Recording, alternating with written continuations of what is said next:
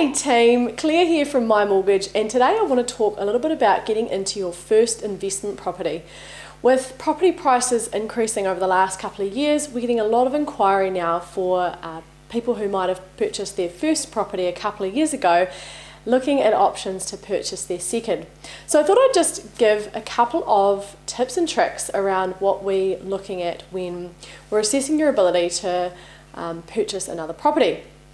Firstly, we have to look at your equity, and the current New Zealand Reserve Bank guidelines state that to buy a new investment property, you only have to have 20% deposit, as opposed to having a 40% deposit for an existing property. So obviously that can make a pretty big difference. If you're buying a property for 600 or 700,000, that can be 50 to 100,000 in equity or cash deposit. So it can make a pretty big difference to most people.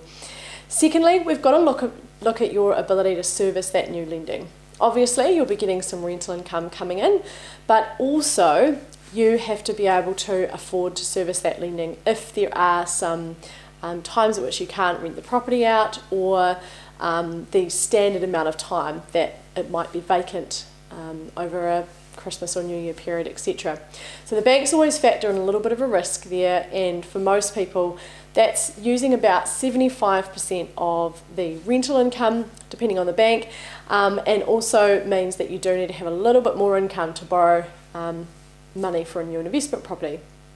So what is this pointing a lot of new investors towards? Well, the first one is that a lot of new investors are looking at builds. The reason being that you only have to have a 20% deposit.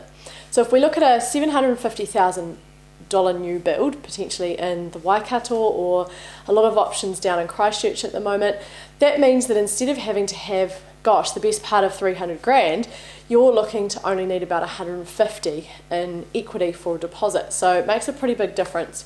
The second thing is we look at a lot of rental options. So what are you going to rent the property out for? Getting a rental appraisal from an agent, or sometimes the developer or the agent selling the property will be able to provide you with a rental appraisal. Generally what I recommend is that we get a pre-approval for you to purchase before you decide to sign up a property. The really good thing about this is it means that the bank will commit to lending you the money, and also that we can establish what your property is currently worth. Some banks will be asking for registered valuations to confirm that value, just given that we've had a little bit of a change in property values recently, but many of them will just lend a maximum amount based on your serviceability, which I mentioned before, and your equity.